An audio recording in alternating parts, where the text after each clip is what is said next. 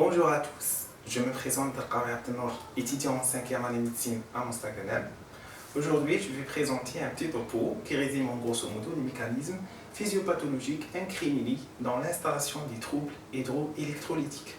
Alors, qui dit les troubles hydroélectrolytiques, on va parler principalement de notre milieu intérieur, c'est-à-dire tous les éléments, à savoir le contenant, donc tout ce qui est de compliance de ce système, mais aussi on va parler principalement de contenu, donc tout ce qui est à l'intérieur, à savoir dans sa phase de liquide, mais aussi de sa phase solide. Je vais partager ce petit topo en plusieurs chapitres. Alors premièrement, on va parler de l'introduction, voilà, de tous les chapitres. Donc c'est une introduction qui englobe l'ensemble. Et puis on va voir par détail les différents éléments de ce milieu intérieur et qui doit être traité, voilà, chacun, c'est-à-dire celle est en faveur de l'hyper, mais aussi en faveur de l'hypo.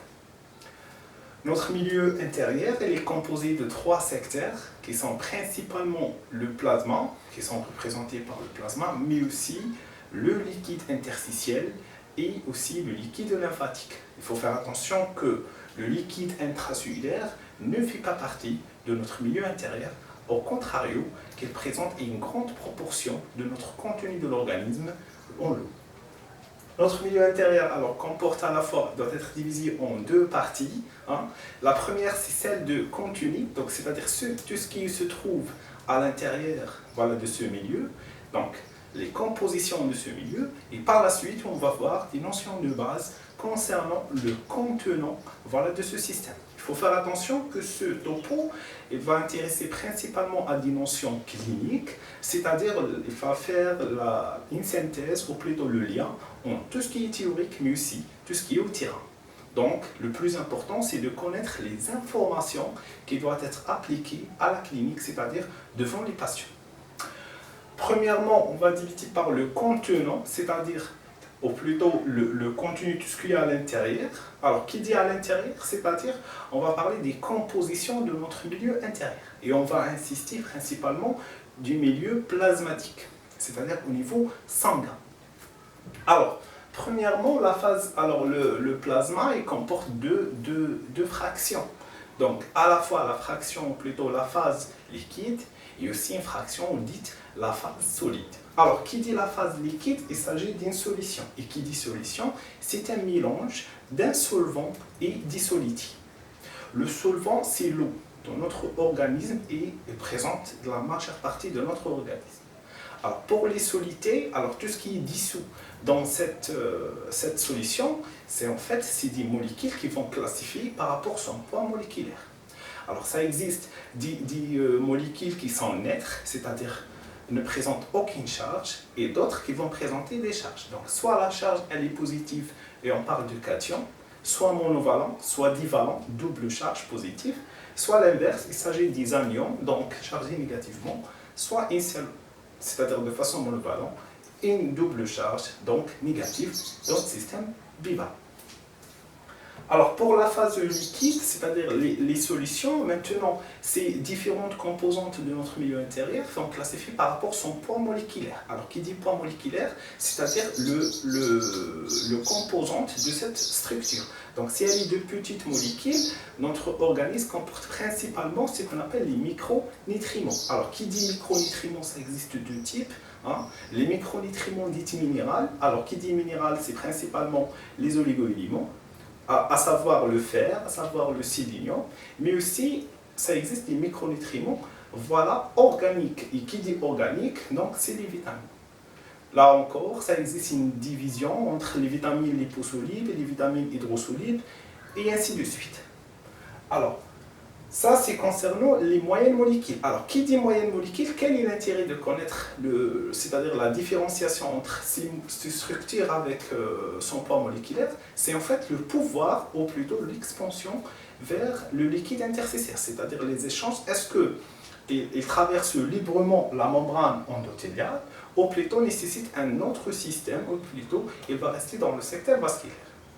Deuxièmement, on va voir les molécules de moyenne, c'est-à-dire de moyenne poids moléculaire. Alors, qui dit de moyenne poids moléculaire? Là encore, ça existe tout ce qui est neutre et tout ce qui est chargé. Alors, principalement, dans les autres chapitres, on va parler d'hypotation, c'est-à-dire le cation monovalent, et donc fait partie des molécules de moyen poids moléculaire. Et qui dit moyen poids moléculaire, c'est-à-dire ont le pouvoir de traverser librement de part et d'autre de la membrane endotheliale. Pour parler de la membrane endotheliale, on va voir une petite présentation qui est concernant le phénomène de Starling, c'est-à-dire les échanges entre notre milieu intérieur, à savoir le milieu sanguin et tout ce qui est interstitiel. Hein. Alors, qui dit les échanges, alors c'est effectué à ça, par des pressions, on va aller voir ces différentes pressions. Les petites et les moyennes molécules vont traverser librement la membrane endothéliale, c'est-à-dire que ça existe une concentration égale entre le secteur plasmatique et l'interstitium. Ça, en rapport avec le milieu intérieur, on ne parle plus de liquide intracellulaire. Et qui dit moyenne molécule et petite molécule, c'est-à-dire que la concentration plasmatique est égale à la concentration interstitielle. Alors, on va voir quel est l'intérêt clinique de cette notion. Donc, ce système d'échange, bien sûr, qui nécessite des pressions qui vont pousser l'eau, mais aussi les molécules à travers cette membrane semi-perméable. Et donc, parmi ces pressions, on va citer principalement la pression hydrostatique. Alors, qui dit pression hydrostatique? C'est celle de la pression qui est générée par le cœur, c'est la pompe cardiaque qui va pousser l'eau, mais aussi les autres molécules à travers cette membrane endothéliale qui est diverse par rapport à son système de perméabilité. Hein. Et donc cette pression hydrostatique, elle va augmenter la pression appliquée à la membrane endothéliale des capillaires sanguins et donc va pousser l'eau du secteur plasmatique vers le secteur interstitiel. Alors, qui dit mouvement de l'eau actif, donc à travers cette pression générée par le cœur, donc il va juste suivre cette pression et donc les autres molécules vont suivre l'eau, notamment les petites molécules et les moyennes molécules. C'est pour cela que les concentrations plasmatiques et les concentrations interstitielles, on parle de moyennes molécules, sont presque égaux. Et on va voir quel est l'intérêt de cette notion à la clinique. A contrario, alors, pour la pression, ça c'est pour la pression hydrostatique, et puis on va parler aussi, avant de parler des grosses molécules, on va parler de la pression osmotique cristalloïdale. Alors, qui dit pression osmotique cristalloïdale, c'est-à-dire, alors la pression osmotique, c'est la molécule qui va retenir l'eau par rapport à son pouvoir osmotique. Maintenant, s'il s'agit d'une petite ou bien d'une moyenne molécule, donc elle n'a pas une grande capacité et donc dite cristalloïde. C'est des petits cristaux qui vont retenir l'eau et donc puisqu'il s'agit d'une moyenne ou bien petite molécule, c'est-à-dire que cette pression osmotique cristalloïdale est égale par rapport au secteur plasmatique et le secteur interstitiel. Et donc, elle va retenir l'eau principalement du liquide intracellulaire. Alors parmi les molécules qui ont un pouvoir osmotique puissant, et il s'agit des cristalloïdes, c'est le sodium, donc le Na+. Et qui dit sodium, c'est pour cela qu'on dit que la natriumie reflète l'état de l'hydratation intracellulaire, puisque la concentration en liquide plasmatique et interstitiel est égale, alors que l'intracellulaire est différente. Et donc, le sodium va retenir l'eau à partir du secteur intracellulaire. Et qui dit natriumie, c'est la concentration du sodium dans le secteur plasmatique, elle reflète l'interstitium, il ne reflète jamais la concentration intracellulaire. Et donc, elle reflète l'état de l'hydratation intracellulaire. Donc ça, c'est concernant la pression osmotique cristalloïdale. Donc, c'est retenir que cette pression est très importante pour explorer le milieu intracellulaire, c'est-à-dire l'état de l'hydratation intracellulaire. Alors, deuxièmement, on parle, avant de parler de la phase solide, alors la perte de cette phase liquide, c'est-à-dire si le patient il va perdre que la fraction liquidienne de son sang, c'est-à-dire le sang, il doit être séparé par rapport à ses éléments solides, par rapport à sa phase solide, mais aussi sa phase liquide. Donc l'organisme va perdre la phase, c'est-à-dire liquide, et donc on parle de plasmaragie, c'est-à-dire le patient il va perdre le plasma, tout simplement. Rappelez-vous que la concentration, c'est l'équivalence entre le contenu, sa molécule et aussi l'eau. Alors, qui dit perte de l'eau, c'est-à-dire tous les éléments constitutifs voilà, de son milieu intérieur et qui doit être augmenté par rapport à son concentration. Et on parle de l'hymoconcentration. Donc, lors de plasmarragie, on assiste à une hymoconcentration, augmentation des protides, augmentation de la natrémie et diminution de la phase liquide intrasanguine, donc hypovolémie. Alors maintenant, la phase solide, toujours, c'est les composantes de notre milieu intérieur, c'est-à-dire fait partie des compositions par plus de contenants, le système, c'est-à-dire de compliance. Alors la phase solide, elle comporte principalement les solides et qui doit être traité dans d'autres entités, notamment l'hématologie.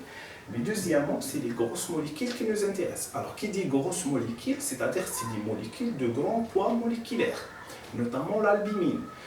Alors, ces protéines, puisqu'ils sont ou plutôt ils sont de gros poids moléculaires, ne peuvent pas traverser librement la membrane endothéliale. Et donc, ils vont rester, là encore, une grande concentration dans le secteur plasmatique. Au contrario, que l'interstitium est très pauvre en pression de grosses molécules, et donc les grosses molécules sont concentrées principalement en liquide plasmatique.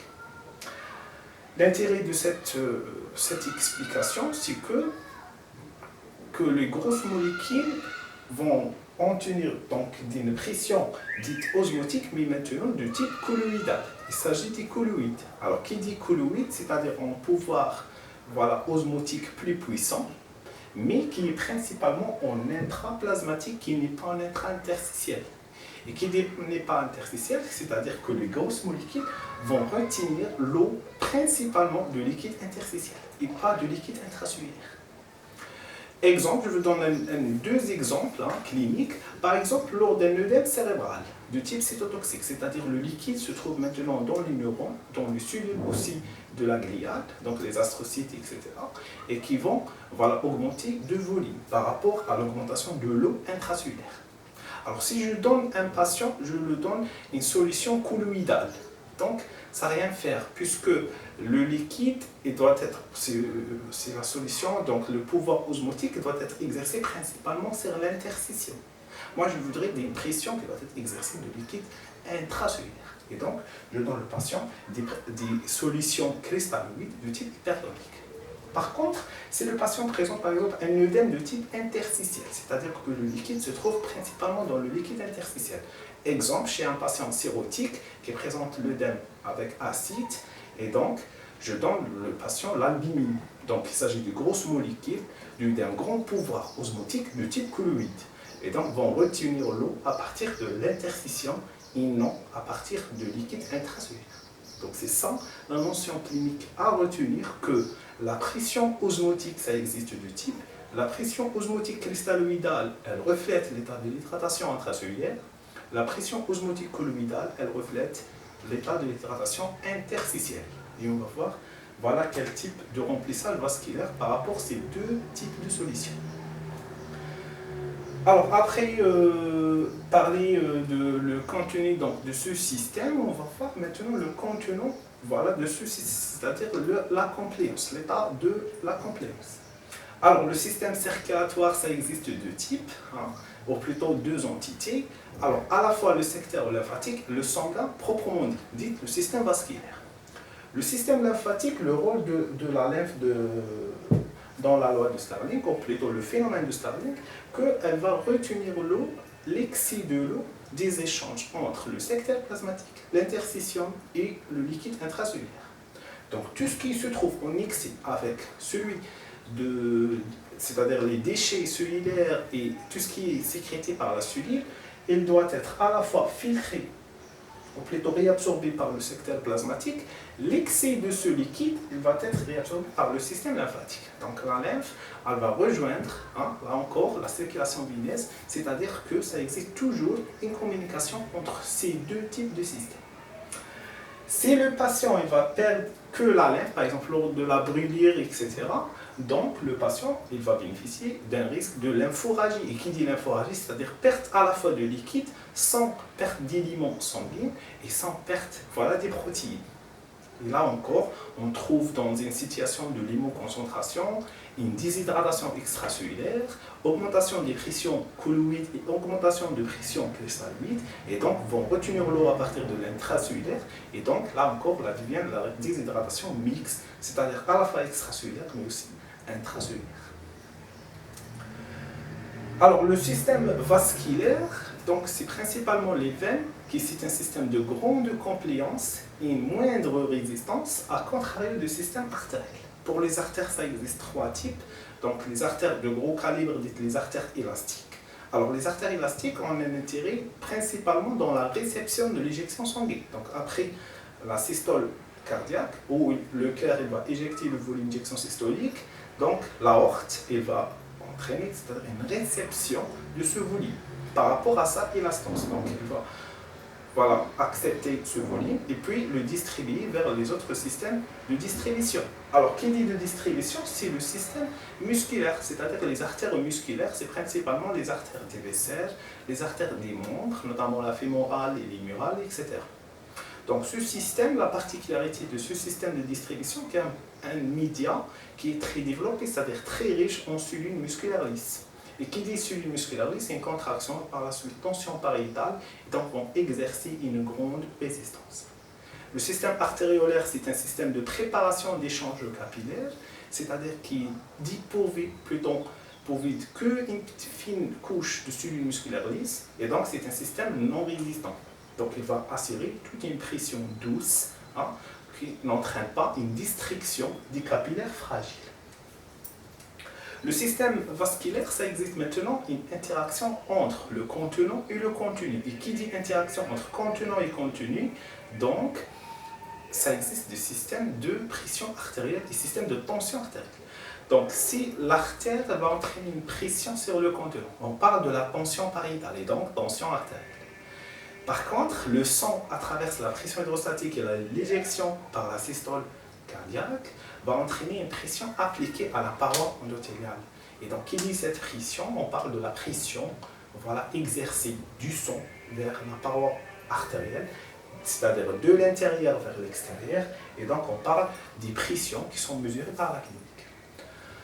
Alors, l'intérêt de cette explication, c'est de comprendre, voire même de connaître, la signification, ou plutôt la signification sémiologique de chacun des paramètres de pression artérielle.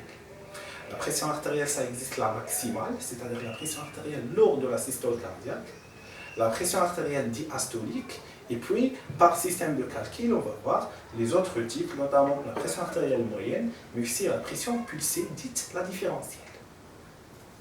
Lors de la phase d'éjection, donc ça existe tout un volume éjecté à partir du ventricule gauche vers l'aorte. Alors, pour les deux systèmes de pression, à la fois la pression artérielle systolique et la pression artérielle diastolique, alors ça existe des points communs entre eux. Donc, puisqu'on a parlé de la musculature, c'est-à-dire ça existe une contraction permanente, donc on parle d'un tonus vasculaire, et donc dit tonus de base. Là encore, ça existe un autre élément qui est en commun avec les deux. Donc, c'est le système dit volume de base, c'est-à-dire quelle est la composante à l'intérieur, combien de volume. Et donc, qui dit tonus de base et un volume de base, maintenant, ça, c'est des éléments qui se trouvent, c'est-à-dire qui se partagent entre les deux, à la fois la systolique et à la fois la diastolique. Alors, pourquoi la systolique est plus élevée que celle de la diastolique? Alors, puisque lors de la systole, donc le cœur, il va éjecter un volume de plus. C'est le volume d'éjection systolique. C'est pour cela que la pression artérielle a un volume plus que le volume de base. Donc, elle reflète sémiologiquement le volume de base, le tonus de base, on y ajoute le volume d'éjection systolique. Par contre, la pression artérielle diastolique, sa signification, c'est le volume de base, mais tonus de base. Donc, c'est pour cela qu'elle est moindre par rapport à celle de la systolique. Qui nous intéresse beaucoup plus, c'est le volume d'éjection systolique, puisque c'est un paramètre qui détermine le débit cardiaque. Bien sûr, il est conditionné par la précharge, la post-charge qui est la résistance, et puis la contractilité intrinsèque, c'est-à-dire le pouvoir de contraction de cellules musculaires cardiaques striées non squelettiques. Alors, puisque la pression artérielle systolique elle comporte une notion, c'est-à-dire du volume d'éjection systolique, mais elle est mélangée avec les autres. Maintenant, je voudrais une réflexion par rapport à ce volume d'éjection systolique. Il faut éliminer les autres pour mieux explorer ce volume et qui, voilà, explore le débit cardiaque. C'est un système de monitorage simple qui ne nécessite pas des moyens invasifs.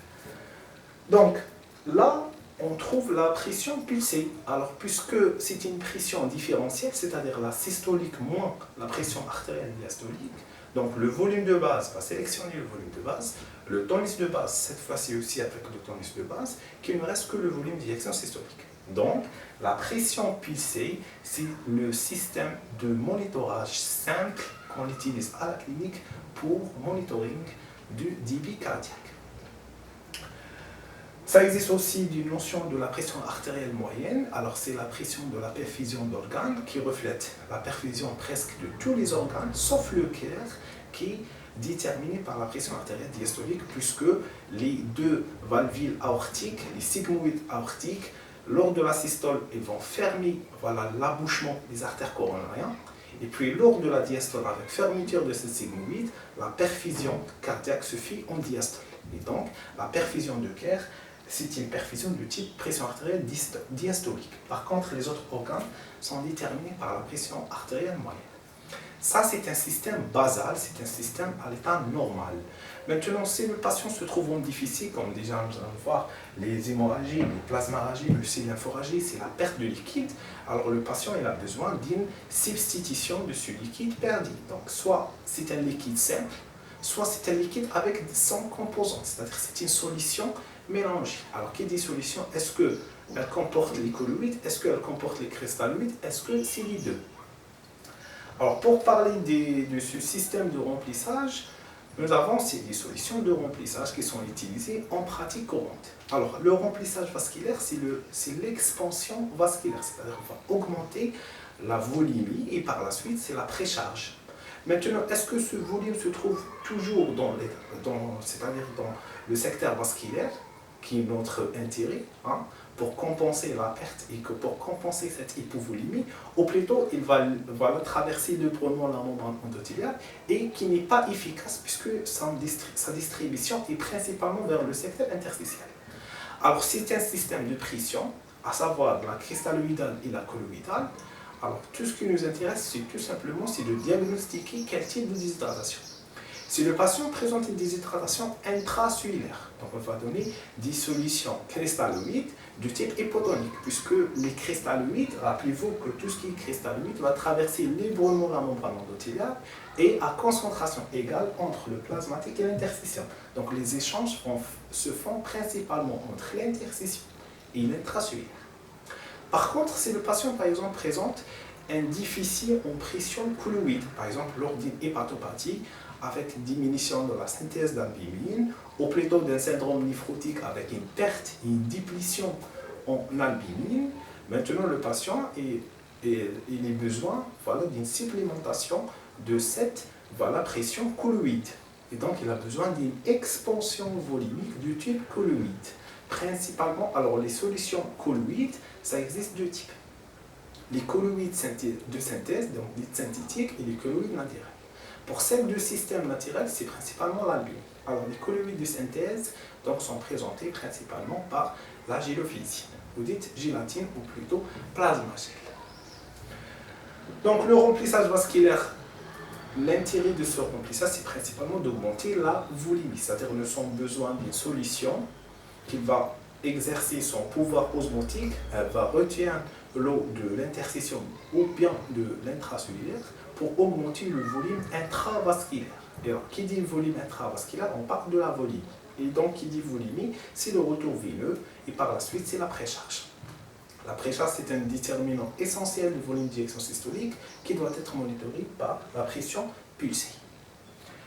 Le remplissage vasculaire, donc, soit par des molécules dites cristalloïdes, par exemple le sérum salé, puisque ne comporte pas des molécules de gros poids moléculaires, ou bien des colloïdes, nous avons déjà dit, à la fois les synthétiques, mais aussi les naturels. Donc le remplissage vasculaire va augmenter la précharge, le retour veineux, et l'intérêt de ce remplissage, c'est d'améliorer le volume d'éjection systolique.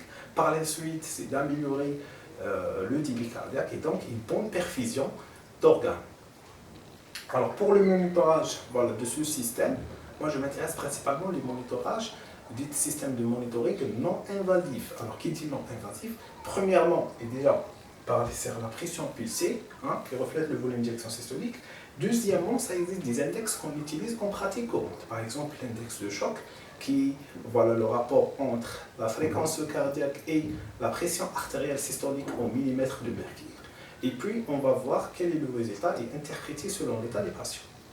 Ça existe aussi un index de collapsis. Alors, pour parler de l'index de collapsis, c'est un index qu'on utilise principalement par la veine cave inférieure. C'est-à-dire c'est un index échographique.